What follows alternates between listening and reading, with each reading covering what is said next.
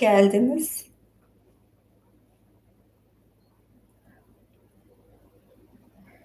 Ya böyle kırmızı ruj sürünce de bazen ağzım çok mu büyük gözüküyor diye düşünüyorum. Sonunda ben de yayın açabildim ya. Evde 10 dakika, 15 dakika telefon aradım. Sonra nerede çıktı telefon? Ring light'ın ucunda. Ya tam olması gereken yerde çıktı. Her yere baktım. Her şeyin altına baktım. Telefonu aradım. Ya tüm giysilerimin altına bakıyorum. Mutfağa, banyoya, tüm evi arayıp taradım. Sonrasında ışığa takılı halde buldum. Bence de kırmızı çok iyi oluyor. Yılın son yayını, hadi dedim kırmızıyla bitirelim. Yılın ilk yayını da kırmızı mı yaparım, ışıltılılardan mı yaparım? Yani böyle ışıltılı bir kırmızıyla dedim yayını şey yapayım. Bir de ağzım bir yana kayıyor benim ya. Eskiden şey vardı, şarkıcı Canan Erçetin, o da şarkı söylerken ağzı bir yana çekiyordu. Benim de ağzım bir yana çekiyor sanki. Böyle bazen diyorum faraş gibi açılıyor yani. Kendi kendimle dalga geçiyorum. Ay ne okusak, hangi masal okusak bugün? Yani var ya, bugün ne telaşlarla yayın açtım anlatamam. Bu çorabı çok sevdim. Gerçekten bayıldım. Ay bu kırmızı gibi mi duruyor ya? Ben şunu çıkarsam mı? Yani kırmızı gibi de pembe gibi mi duruyor dedim. Masal evet, yani kısa bir masal okurum olmadı ya. Bu belki de bugün sohbet yaparız. Yılın son günü. Bu sene nasıldı mesela sohbeti? Ne dersiniz? Öyle bir şey yapalım. Hımm, doğru. Aynen ya. Şimdi ben de masalda zaten ne oluyor? Canlı yayına bir bakıyorum. Çok kişi. Bazen 200 kişiye çıkıyor. Sonra masal okumaya başlıyorum, iniyor.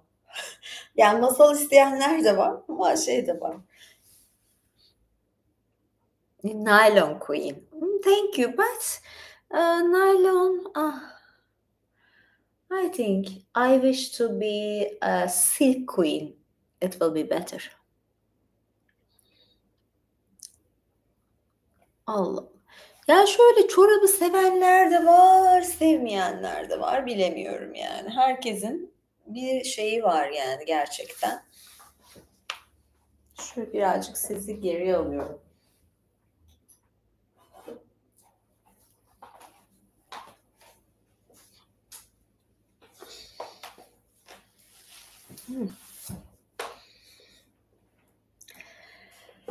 Evet.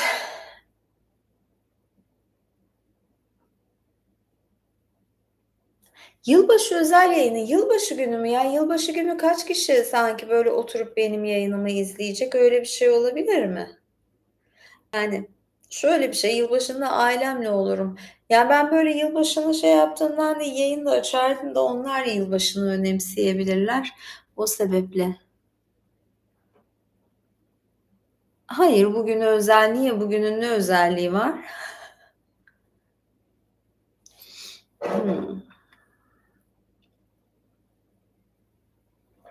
Nasıl geçti sizce 2024 yılı ve 2025'ten ne bekliyorsunuz? Daha iyi mi olur, daha mı kötü olur? Hı?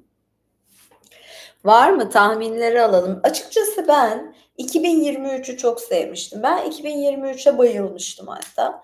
2023'ten çıkmak istemiyordum yani. 2023 benim için o kadar güzeldi. 2023'te kalayım, beni bırakın diyordum ama çıkmam gerekti. 2024'e geldim. Yani 2024 de fena değildi. İyisiyle kötüsüyle 2024'te güzel gezdim. Gitmediğim değişik yerlere gittim. O bakımdan sevdim.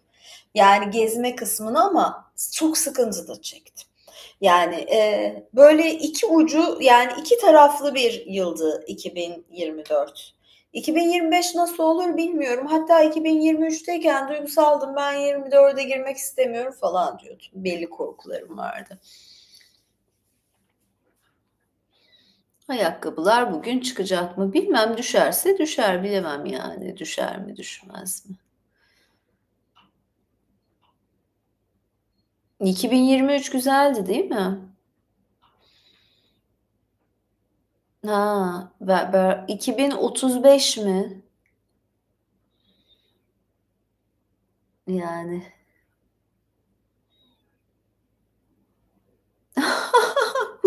çatısı gibi mi?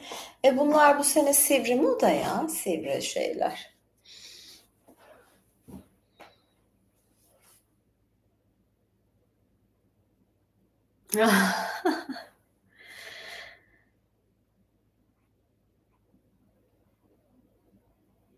Bir günde kedi kostümü. Zaten bir body tight aldım.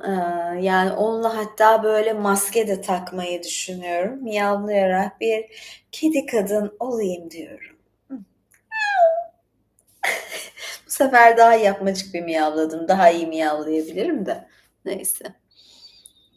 Şöyle bir şey, evet, şimdi tekrar 90'lara çıktı. Demin 70'lere inmişti. Soruya bak, oje sürdün mü? Benim elimde oje varsa ayağımda mutlaka vardır yani. Ah, no cat has so gorgeous souls. Yes. Ah, robotlar geliyor. Tabii ki robotlar yani şöyle bir şey. Aslında daha fazla da robot gelebilir biliyor musunuz? Yani robotların bu kadar gelmeme sebebi ne biliyor musunuz? Çok fazla robot gelirse insanlar çok işe yaramayacak. Yani insanların yani ne yapacaklarını daha karar vermediler. Yani bir sürü o çalışanlar, işçiler falan. Yani bir sürü robot insanların işini ve yerini alacak. Yaratıcı konularda insanlar devam edebilir. Ama bu olacağı için robotları o kadar da çıkarmıyorlar. Yoksa ellerinde zaten envai çeşit robot vardır yani. Bunu yaparlar. Emin olun. Ya böyle yayınları daha erken yap. Aslında ben de yapmak istiyordum. Size bu günümü anlatayım mı mesela? Yani hani şu günün ne kadar bir ay, koşturmayla aslında yaptığımı. Yani biliyorsunuz ben hani ailemle yakınımdır ve çok önemserim. Yani hem babam rahatsız, annem de bugün bir böyle şey geçirdi, düşmüş falan. Kardeşim ilgilendi. Ben yani neyse ki herkese emanet edeceğim kişiler vardı. Arada spora gittim, sonra geldim, yükümlülüklerimi yaptım, sonra hazırlandım falan yayına geçeyim dedim.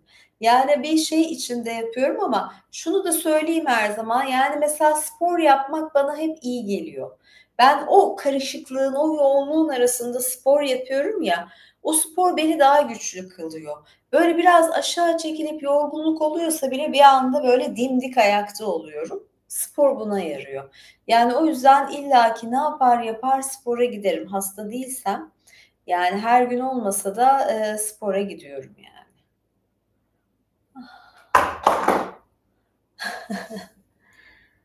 Evet.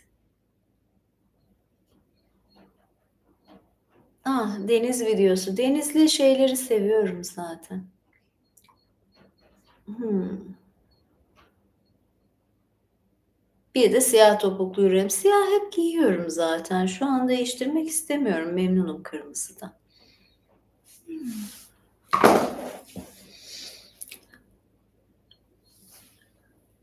Hı hı. If you receive the different.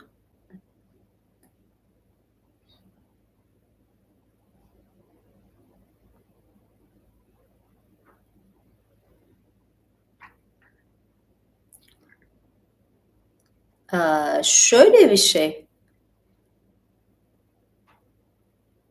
I want to try different kinds of hosiery. Yes. It won't be a struggle for me. Seamless or not non-seamless? I like both of them.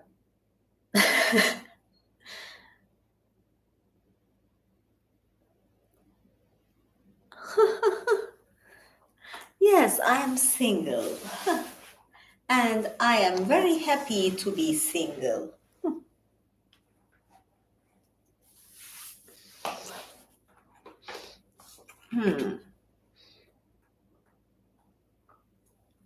Yani kamerayı aşağıdan izlemek istiyorsanız kıdemli savaşçılara üye olun. Kamerayı yere koyuyorum. Ve böyle resmen kamerayı eziyorum ayaklarımın altında. O şekilde şey yapıyorum, yayın yapıyorum. In stockings or pantyhose.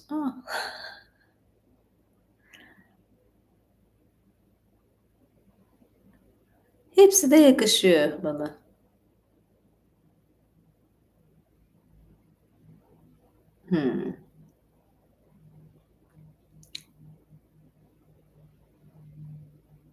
Yani ayaklarım yorulunca masaj yaptırıyor muyum? Tabii ki. Yani bu duruma bağlı açıkçası. Neden olmasın da diyebilirim. Bakalım ne yapalım biliyor musunuz? Şöyle bir şey yapalım, bir oyun oynayalım. Şimdi buradan elimde semboller sözlüğü var. Şöyle bir şey yapalım. 2025 yılı için 3 sembol seçelim. 3 sembolü de nasıl seçeceğiz biliyor musunuz? Bu çok güzel bir oyun olacak. Heyecanlandım, güzel. Yani böyle tarot yapar gibi. Aslında elimde tarot kartları da var. Tarot da bakabilirim ama tarot uzmanı değilim. Yani tarot bakmayayım. Onun yerine 2023 diyorum ya, takıldım. 2025 yılında neler olacak, gündemimiz ne olacak gibisinden yapmak için bir çekiliş yapıyorum. Şu anda da sizden bu çekiliş için numara isteyeceğim. Yani yok, böyle geleyim daha rahat. Sizden numara istiyorum. Ve ben ilk bana söylenen 3 numarayı 8 geldi. Şöyle söyleyeyim. I want 3 numbers. That 3 numbers will I read from the book. It will be about 225 year. Geldi bile. 8, 6, 10. Tamam. Çok küçük numaralar istediniz. Hepsi A harfinden çıkacak. Şöyle söyleyeyim. 8'i alacağım ama sonrasını almıyorum. Niye biliyor musunuz? Eklere de gelmeyeyim. Yani ben sizden istediğim sayı 673'e kadar sayı söyleyebilirsiniz. A, B, C, D falan geliyor ya. Ve ben o kadar çok numara geldi ki. Şimdi ben buradan ilk üçünü de yapamayacağım. Buradan rastgele yapacağım ya da çok sık gelen bir sayıyı yapacağım. 8'i de almayalım o zaman. Çok fazla sayı geldi. Çok güzel, çok heyecanlı. 3 tane bakalım yetecek mi? Evet. Şimdi ilk gelen sayı 8 olduğu için 8'i alacağım.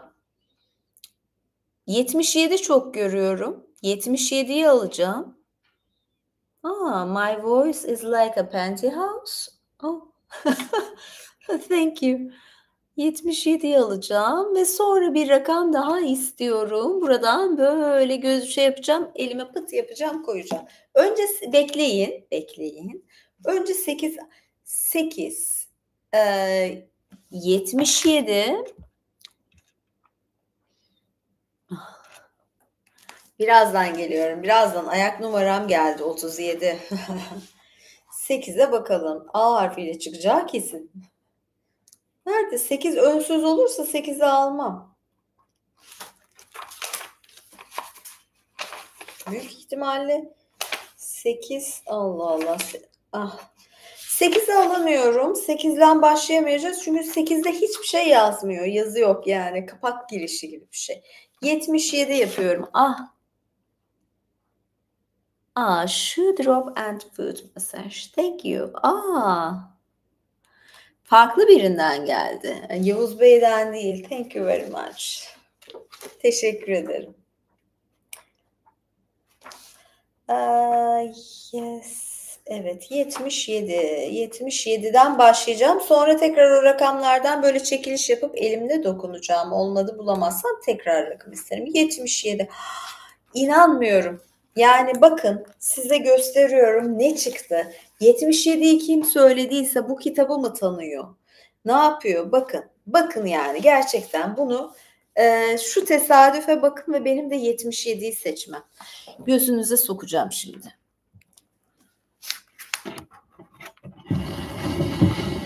gösteriyorum. Sayfa 77 gördünüz değil mi?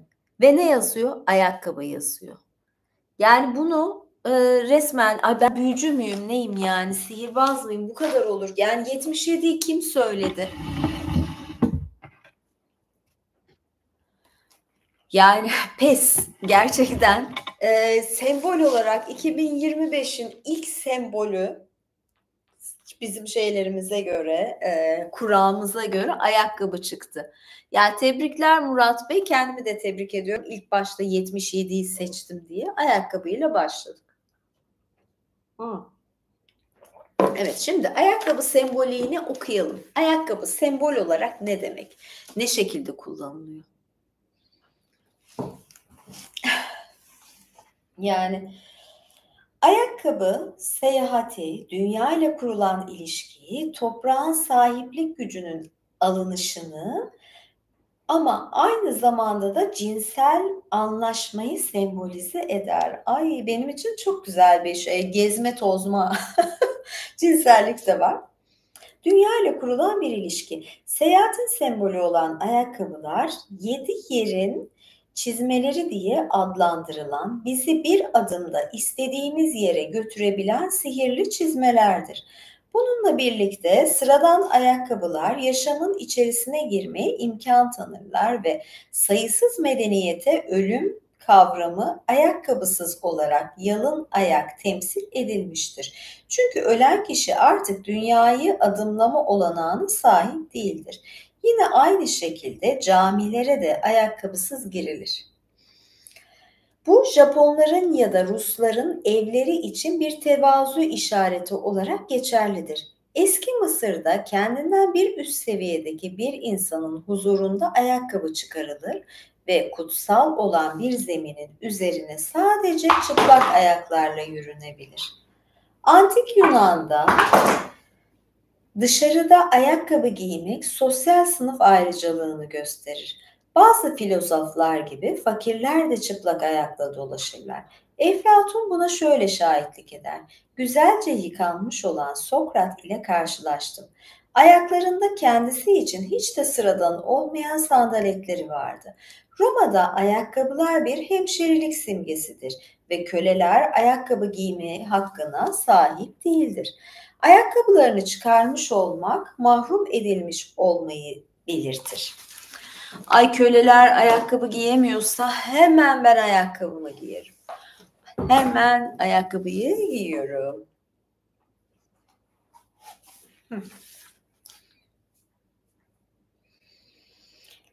Ayakkabılarını çıkarmış olmak mahrum edilmiş olmayı belirtir. Bunun tersine çizmelerinin altında olmak deyimi şiddet sayesinde elde edilmiş bir sahipliği anlatır. Ayakkabı birey ile onun yaşam alanı arasında bir vasıta, onun dünya ile kurduğu bir ilişkidir. Ayakkabı cilalamak, dünya ile kurulan bu ilişkinin felsefi anlamda yapılan bakımın değerini ifade eder ve cinsel bir sembol diyor ayakkabı için. Kadın ayakkabısına duyulan fetişizm cinselliğe bağlanır. Ayakkabıya karşı hissedilen baskın ve saplantılı tutku fetişisti, başka anlamlarda ayakkabıya ve sevdiği kişiye sapkın biçimde dokunmaya iter. Ayağın bir anlamda kabı olarak ayakkabı kavramında kadın cinsiyetinin bir sembolünü görmekteyiz. Mağrip ülkelerinde müstakbel eşe düğün töreninde bir sepet içerisinde terlik hediye edilir. Bu evlilik ve cinsel uyum sembolüdür. Ayakkabı sevgilisinin yanına gitmeden önce topal bir erkeğin zonklamasını sağlayabilmek için ayakkabısını bir tekimin ayakkabısını ayağının altında bulmak deyimi sizinle her planda tam uyumlu olan insanı bulmak demektir. Ayakkabı yine ahlaki bilinci de sembolize eder. Yine Paul Clauder'in Saten Ayakkabı piyesinin kadın kahramanı sevgilisinin yanına gitmeden önce topal bir ayağın zonklamasını sağlayabilmek için ayakkabısının bir tekini Meryem'e verir. Bunun tersine çizmelerin içerisinde dimdik kalmak deyimi yaptıklarının adaletinden şüphe etmemeyi anlatır. Aynı zamanda ayakkabılar bazı bağımsızlıklara kavuştuklarında eylemler ve düşünceler arasında bazı aralıklar konmak zorundadır. Peri tarafından verilmiş cam ayakkabının bir tekini baloda kaybeden kül kedisi erdeminin bir kısmını orada zaten kaybetmiştir ve hatta klaket dansında Afro-Amerikalılar cazın, müziğin ve dansın ifade edilme şekli olmasını sağlamışlardır. Onlar da ayakkabı bir davul haline dönüşür. Sesli ifade ile birlikte tam bir aralama yaparak mimik tanımlamalarla birlikte müziği oluşturur. Evet, şimdi tekrar bir numara çekiyorum.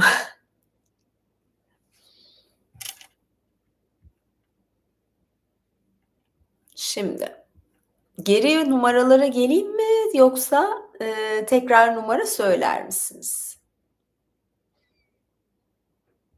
Ben şurada numaraları görüyorum. 631 çok söylenmiş. 631'i alayım mı? 631'i alıyorum. 8'de hiçbir şey çıkmadı. 8 kitabın kapağı çıktı. 8'de bir şey yok. 631'i alıyorum. 333 çok klasik bir sayı ya. 631. Bakalım ne çıkacak. Birazdan da başka bir sayıya geçeceğim.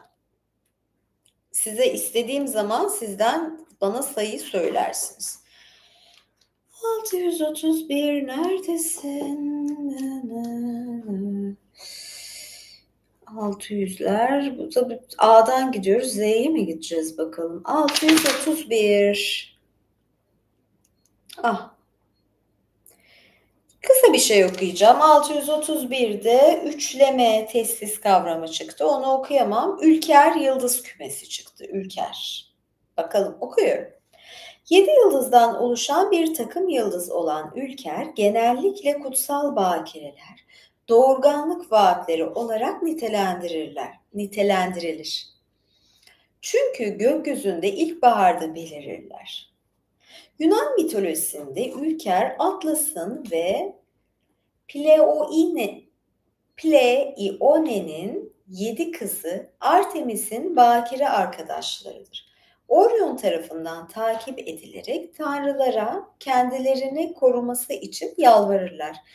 Yıldıza dönüşen bu kızlar daha sonra Zeus tarafından gökyüzüne yerleştirilirler. En güzel ve en saf, yani en parlak olanı Alikon'dur. Astrope kendi payına daha az güzel ve daha az saftır. Işığı zayıf olduğu için çok nadiren çıplak gözle görülebilir. 16. yüzyılın ortalarında Pierre de Ronsard ve diğer 6 şair Fransız yazımını alt üst edecek Pleiade, Fransızca Ülker takım yıldızları isimli bir grup oluşturmuşlardır. Böyle 7'li takım yıldız çıktı. Son bir numara daha istiyorum. Evet. Bir numara daha. 237. Tamam, 237'yi alıyorum. Hemen son bir numara istiyorum deyince direkt 237 geldi. 237'yi okuyacağım. 30'lardan gidiyorsunuz ya. 237. Direkt açtım. 3 tane şey çıktı. 3 tane ne harfi? 237 sizce acaba hangi harftir? Evet. 237 G harfinden çıktı. Göl. Gölle başlıyoruz. 3 tane var ama bir tanesini belki okumam ama onu da okuyayım, yani kısmet. Göl, gömlek, gölge. Gölle başlıyorum. Gölün sembolizması. semboliyim. Gölün duru ve hareketsiz suları zamansızlığın sembolüdür. Tiber Gölü'nün suları üzerinde yürüyen Mesih, balıkçılara günahlarını ifşa eden ilahi bir güçtür. Balıkçılar filelerini her şeyin dayanağı olan sulara daldırırlar. Öyleyse topladıkları balıklar inancın zenginlikleridir. Bu zamansızlık kavramı Vivian isimli perininki ile aynıdır. Lancelot'un kalbindeki sevgili göl kadını Merlin tarafından suların dibinde inşa edilmiş kristal sarayda onu yetiştirmiştir. Bu savaşçıların diriliği büyücülerin sihirli adası Avalon ile ilintilidir. Göl bu nedenle diğer dünyaya açılan bir penceredir. Zamansızlık ve diğer dünyaya açılan pencere. 2025'te böyle bir şey ister misiniz? Ha? Ayakkabı güzeldi ya, değil mi? Ayakkabıdan gittik Ülker takım yıldızı gömlek. Şimdi bakalım nasıl bir gömlek giyeceksiniz? Evet, gömlek semboliyim. Vücudun üst kısmını kaplayan kollu ve yakalı bir erkek giyim malzemesi olan gömlek, sembolik olarak onu taşıyan kimsenin kişiliği ile ilgilidir. Politik ve askeri kimliğin sembolü gibi görünen gömlek, 19. yüzyılda ilk olarak İtalya'da ortaya çıkmıştır. Kırmızı gömlekliler ülkenin birliği için savaşan gönüllü Garibaldi taraftarı askerler için kullanılırdı. İsimleri üniformalarının renginden ileri gelmekteydi. Daha sonraları 1919'da Milano'da Benito Mussolini tarafından ilk oluşumları yapılan İtalyan faşist gruplaşmasına halk arasında siyah gömlekliler adı verilecekti. Faşist milis üyelerinin kostümleri gri kısa pantolon, siyah gömlek ve siyah bir kalpaktan oluşmaktaydı. İtalyanlara ayak uyduran Almanlar Ulusal Sosyalist Parti üyelerini kahverengi gömlekliler diye anacaklardı. 1925 yılının Şubat ayında Hitler ilk kez kahverengi gömlek giyerek kendisini takdim edecekti. Bundan sonra kahverengi gömlekliler isimlendirmesi sıklıkla SA adı verilen SS'de diyorlardı ama SA adı verilen Almanca bir kelime de söyleniyor. Adı verilen Nazi hücum birlikleriyle birlikte anılacaktı. Gömlek değiştirir gibi bir şey değiştirmek veya gömlek değiştirir gibi fikir değiştirmek kararsız ve değişken olmak demektir. Buna karşı son gömleğine kadar vermek, iflasla sonuçlanması pahasına son meteliğine kadar her şeyi vermek anlamındadır. Ah, kahverengiyi de sevmem yani. Zaten şeymiş, Hitler'in gömleğinin rengiymiş kahverengi. Kahverengi gömlek giymeyin ya sizde. Evet, bir tane daha var gönye. Buradan 3 tane sembol çıktı. Üçgen dik bir açı oluşturan iki dikey kola sahip gönye, pergelle birlikte mimar ve mühendislerin aletidir. Frankmasonluğunun da sembollerinden biridir. Gönye toprağı ve insani yapıları temsil eder. Düzgün oranlamaları ve maddi dünyanın köşelerinin doğru olmasını sağlayan bir ölçme aletidir. Aynı zamanda bir doğruluk sembolüdür. Frankmasonluğu simgesel evreninde gönye, pergele bağlı olarak madde ve ruhun yeryüzü ve gökyüzünün arasındaki ilişkiyi temsil eder. Evet, 2025 sembolleri bunlar çıktı. Ya belki bir sürpriz yapıp tam da böyle yılbaşı gecesi de böyle minik bir canlı yayın yaparım belki. Bilmiyorum, bakalım.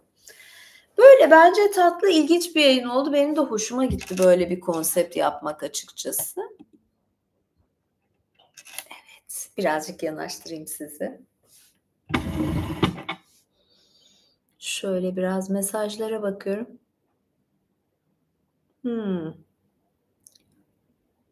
Yani evet.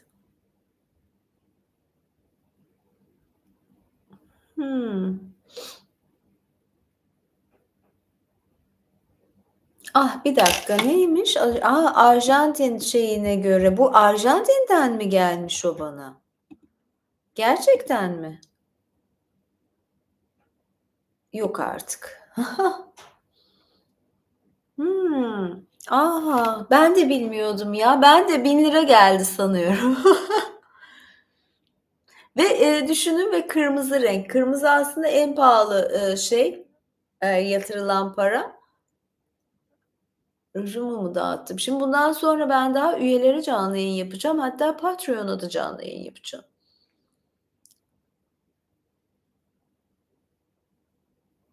Hıh.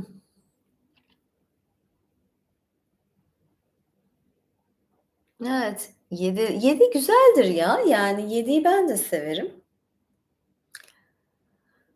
Ay, ayak tabanlarımı görmeyi soruyorlar. Yani şöyle söyleyeyim, o zaman üye olun. Çok görmek istiyorsanız üye olabilirsiniz. O zaman mutlu olursunuz.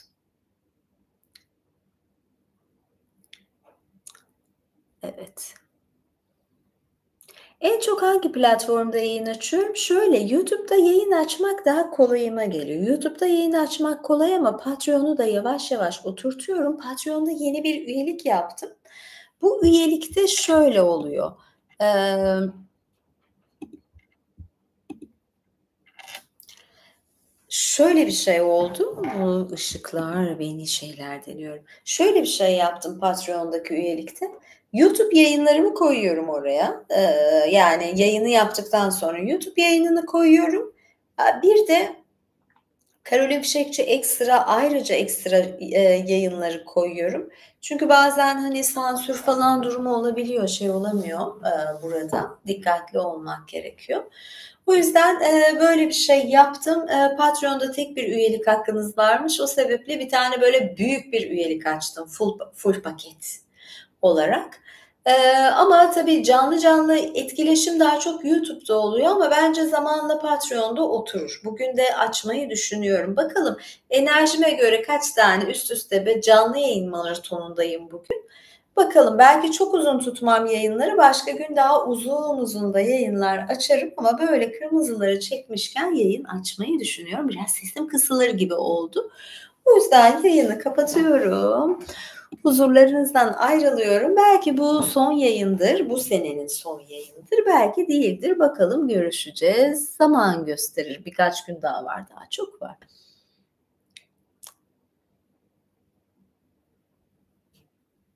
Evet. Dangling istiyor.